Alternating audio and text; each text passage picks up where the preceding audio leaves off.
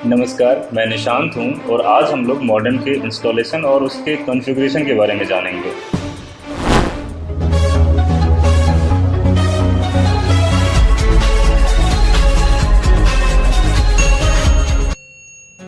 ये मॉडेम हमारे सबस्टेशन के सभी फीडर पर लगे हैं और ये फीडर की सारी इन्फॉर्मेशन को हमारे एमडास सिस्टम को भेजता है।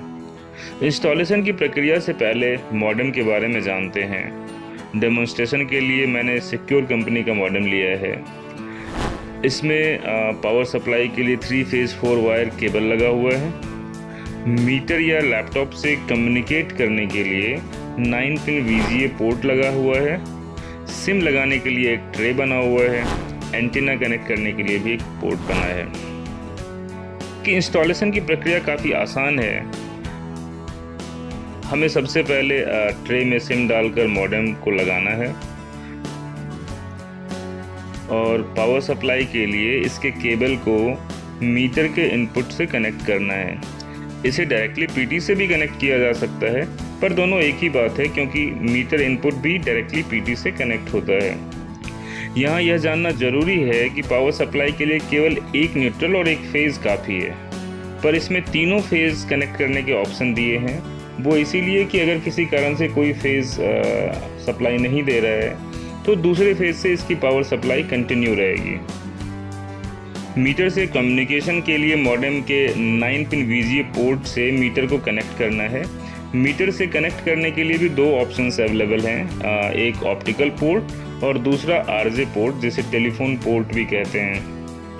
तो सबसे पहले मॉडेम साइड में जो 9 पिन VGA लगा है उसमें हम अपने कॉर्ड को कनेक्ट करते हैं और उसके दूसरे साइड को अगर ऑप्टिकल पोर्ट है तो इस तरह से यहाँ ऑप्टिकल पोर्ट में कनेक्ट करेंगे, और अगर RJ पोर्ट है तो इसे यहाँ पर, ये जगह जो दिख रही है, इसे यहाँ पर कनेक्ट करना है हमें।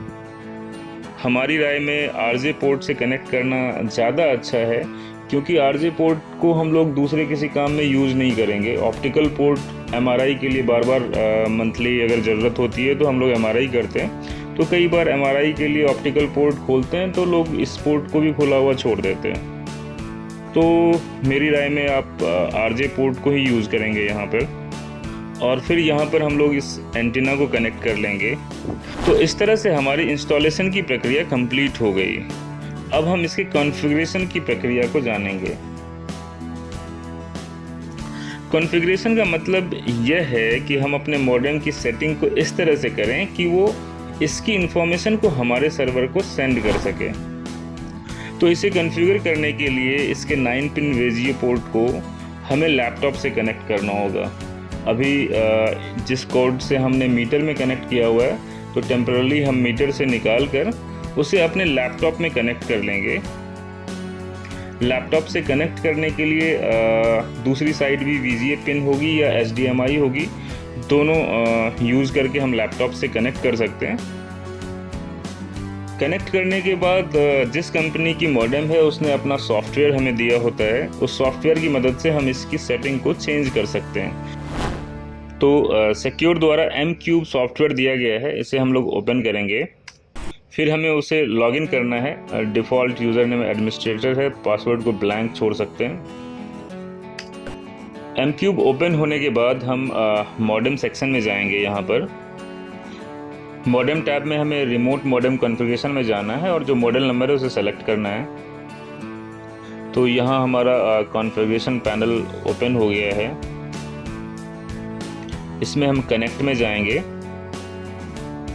सिस्टम यहाँ पर मीटर से कनेक्ट कर रहा है, नीचे आप देख सकेंगे।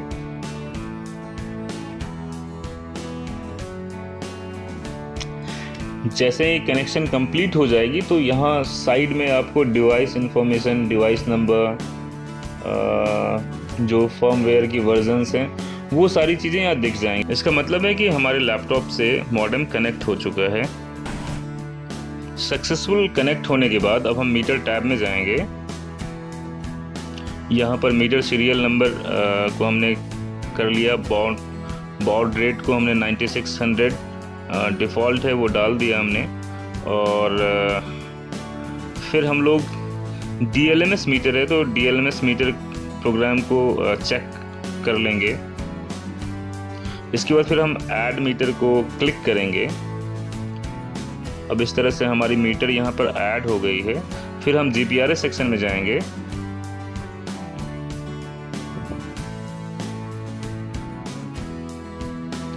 GPRS सिस्टम में हमें चेक करना है कम्युनिकेशन मीडिया को, और वहाँ पर हम सेलेक्ट करेंगे GPRS क्लाइंट डायनेमिक, ये डायनेमिक है। फिर हम हार्ट बीट को चेक करेंगे और हार्ट बीट हम डिसाइड कर पाएंगे बेसिकली किस फ्रीक्वेंसी में इसे डेटा सेंड करना है। इसके लिए हमें वो हार्ट बीट डिसाइड करना है। तो यहाँ पर मैं इनेबल करता हूँ इसे। फिर हम आवर्स में 6 आवर्स ले लेते हैं। उसके बाद हम GPRS सेटिंग करेंगे। बेसिकली मोबाइल में जिस तरह से हम लोग APN और यूज़र नेम सेट करते थे इंटरनेट से कनेक्ट करने के लिए, GPRS प्रोफाइल में हमने एयरटेल सेलेक्ट कर लिया है। APN बाय डिफ़ॉल्ट रहने देंगे, IP एड्रेस डिफ़ॉल्टली इसने ले लिया है। फिर हमें सेट क्लिक करना है। तो नीचे आप देखेंगे configuration max meter configuration system command. तो बेसिकली ये जो भी हमने सेटिंग की है वो मॉडेम को सेट करना स्टार्ट कर दिया है। और जैसे ही ये कंप्लीट हो जाएगा तो हमें यहाँ पर सिग्नल दिख जाएंगे। ये देखिए, ऑपरेशन कंप्लीटेड सक्सेसफुली, मतलब हमारा मॉडेम अब सक्सेसफुली कॉन्फ़िगर्ड हो गया है। इन अ सिमिलर वे हमारे पास रेडियस के भी मॉडेम अवेलेबल होते हैं। रेडियस के लिए IPMS सॉफ्टवेयर अवेलेबल है हमारे पास, तो उसे ओपन करेंगे हम लोग। यहाँ पर ये विंडो खुलेगा और इस जगह पर ओपन पोर्ट लिखा है, इसे क्लिक करेंगे। क्लिक करने के साथ ही यहाँ पर कुछ बाइनरी डेटा आना स्टार्ट हो गया। इसका मतलब हमारा लैपटॉप इस मॉडेम से भी कनेक्ट हो चुका है। अब यहाँ पर जो गेटवे नंबर आ रहा है उसे कॉपी करेंगे और यहाँ नीचे कम्युनिकेशन ID में जाकर पेस्ट कर देंगे। बाय डिफ़ॉल्ट पोर्ट ID 1 है, वो डाल देंगे हम लोग। और ऐप कैटेगरीज में 1E बिल्डर सेलेक्ट कर लिया है हमने। यहाँ से कॉन DIC में जाएंगे और जो मीटर कनेक्ट है अभी, जिसे कनेक्ट करना है RS232 अभी कनेक्ट करना, तो वो सेलेक्ट कर लेंगे हम लोग। यहाँ अपना मीटर सेलेक्ट करके हमें सेट कम्युनिकेशन करना है, सेट कॉम करना है। और उसके बाद कुछ देर प्रोसेस कंप्लीट होने के बाद गेट कॉम क्लिक करेंगे और फिर दूसरे विंडो में चेक करेंगे कि ये कम्युनिकेशन मोड वहाँ पर पहुँच गया है कि नहीं पहुँच गया। तो हम यहाँ देखते हैं कि वो पहुँच गया है वहाँ पर। इसके बाद हमें मॉडल नंबर सेट करना है, तो फिर से हम ऐप कैटेगरी में जाके यूटिलिटी सेलेक्ट करेंगे।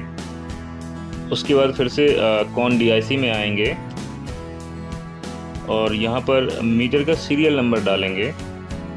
कॉन DIC में आकर इस पर यहाँ पर सिक्योर के लिए 16 डिफ़ॉल्ट है मॉडल नंबर, तो वो डालना है हमें। फिर सेट मॉडल करना है। यहाँ पर कुछ प्रोसेस कंप्लीट होती दिखेंगी।